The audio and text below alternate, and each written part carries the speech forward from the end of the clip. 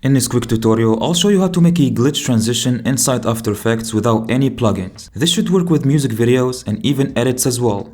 So to begin, I have two video clips on the timeline and we're gonna put an adjustment layer on top of them. So let's right click the project panel, new, and then adjustment layer.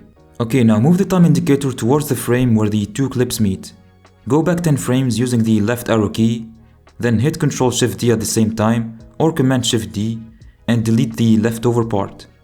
Go back to the middle, move 10 frames forward, cut this part out and delete it from the timeline.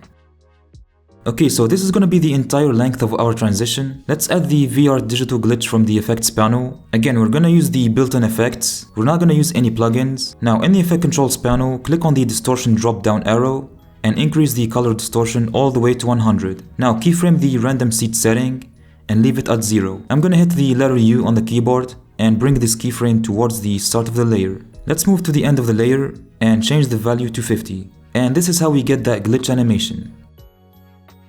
Now a cool trick to amplify the amount of glitch in your transition is to select the VR digital glitch from the effect controls and hit Ctrl+D to duplicate this effect, and you can do that multiple times and duplicate this effect more and more to amplify the glitch. Finally, keep selecting your adjustment layer and hit T on the keyboard, move to the beginning of the layer and change the opacity to 0 and then click on the stopwatch. Move to the middle and change the value to 100. Now move to the end of the layer and change the value to 0. And that's how you create this glitch transition. If you found this video helpful, please like and subscribe. Also, feel free to watch this next tutorial.